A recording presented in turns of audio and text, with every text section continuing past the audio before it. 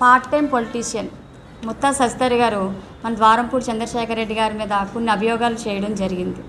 నేను ఒకటే అడుగుతున్నాను శశిధర్ గారు, మీరు నిన్నే నిద్ర లేచినట్టున్నారు, అంటే ఇప్పుడు వరకు పడుకుని ఉంటారు, సడన్గా నిద్ర లేచి ఎందుకు నేను అలా అంటున్నాను అంటే ద్వారంపూడి చంద్రశేఖర్ రెడ్డి గారి మీద ఇప్పటికే తెలుగుదేశం నాయకులు అభియోగాలు చేయడం జరిగింది.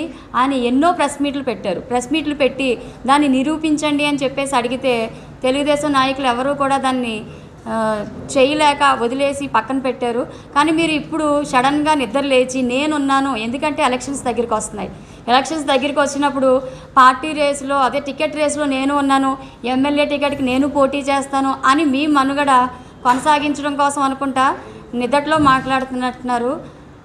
ద్వారం కుక్కలు మొరిగిన అదే దొంగలు పడిన 6 నెలల కుక్కలు మొరిగాయి అంటారు. అలాగా ప్రతిసారి కూడా ద్వారంపూడి చంద్రశేఖర్ రెడ్డి గారి మీద మాఫియా మన మాఫియాది బియ్యం మాఫియా అంటారు, లేకపోతే మన పోర్టుకి సంబంధించిన గొడవలు అంటారు, క్వారీ అంటారు, ప్రతి విషయంలోనూ అభియోగాలు చేస్తూ వస్తున్నారు. తెలుగుదేశం నాయకులు ఎవరు కూడా దాన్ని నిరూపించలేకపోయారు. మీరు సడన్గా వచ్చి ఇలా చేయడం అన్నది చాలా అంటే మాకు హాస్యాస్పదంగా ఉంది, నేనున్నాను అని చెప్పుకోవడం కోసం అని చెప్పేసి. అంతేకాకుండా మీరు ఇంకొక విషయం, ప్రతిసారి అంటే మీరు గంజాయి వ్యాపారం చేస్తున్నారు, గంజాయి వ్యాపారం ఎలా ఉంది అని చెప్పేసి రెడ్డి గారు ఫ్యామిలీ మీద చంద్రశేఖర్ రెడ్డి గారిని మీరు అంటూ ఉండడం జరుగుతుంది. మీరు అక్కడికి వెళ్ళారు ఇక్కడికి వెళ్ళారని మేము ఒకటే అడుగుతున్నాం, మీరు అస్తమాటు ముంబై వెళ్ళి వస్తూ ఉంటారు, అంటే మీరు డ్రగ్స్ వ్యాపారం చేస్తున్నారా?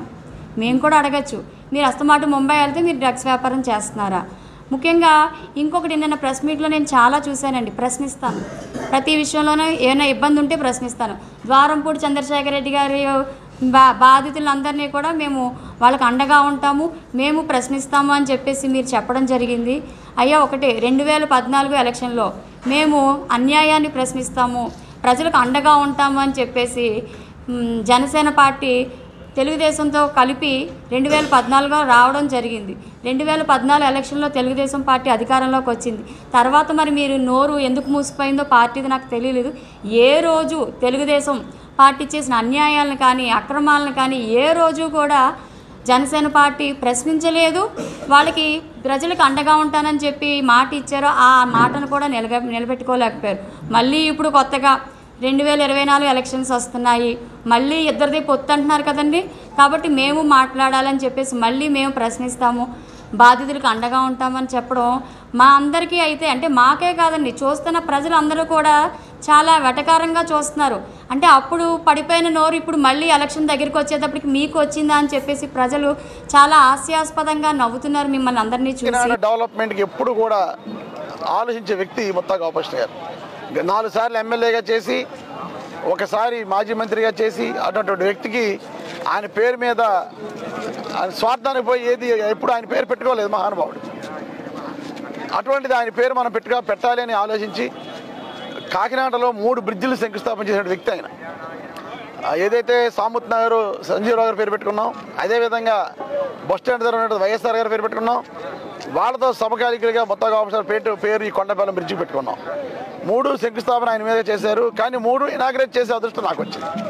అంటే శంకుస్థాపన ఆయన చేస్తే డెవలప్మెంట్ పరంగా పూర్తి చేసే కార్యక్రమం నేను తీసుకున్నాను. సో 3 బ్రిడ్జిలు ఇనాగ్రేషన్ నేను చేశాను, శంకుస్థాపన ఆయన చేశారు. ఆయన పేరు మీద ఈ బ్రిడ్జ్ పెట్టుకోవడం నా రాజకీయ జీవితంలో ఒక గుర్తించుకునే సంఘటనగా నేను భావిస్తున్నాను. ఇటువంటి విషయాలు మర్చిపోలేము, రాజకీయాల్లో చాలా పనులు చేస్తాం, చాలామందికి ఉపయోగపడతాం, కానీ పెద్దలు ముత్తా గోపాలకృష్ణ గారి పేరు పెట్టుకోవడం నా అదృష్టంగా భావిస్తున్నాను. ఈ అవకాశాన్ని కూడా పెద్దలు ముత్తా గోపాలకృష్ణ కలగేశారు మాకు. వెళ్ళి రిక్వెస్ట్ చేసిన వెంటనే ఆయన వెంటనే ఒప్పుకోవడం చాలా ఆనందకరమైన విషయం. కనుక కాకినాడ పట్టణానికి ఎవరు అభివృద్ధికి పాటుపడినా వాళ్ళ పేర్లు పెట్టుకోవడం మా యొక్క సాంప్రదాయంగా భావిస్తూ ఈరోజు అందరూ కూడా, నేనే కాదు పార్టీలకు అతీతంగా అన్ని పార్టీ వాళ్ళు వచ్చారు ఈరోజు ఆయన మీద గౌరవంతో. అందరికీ కూడా ధన్యవాదాలు.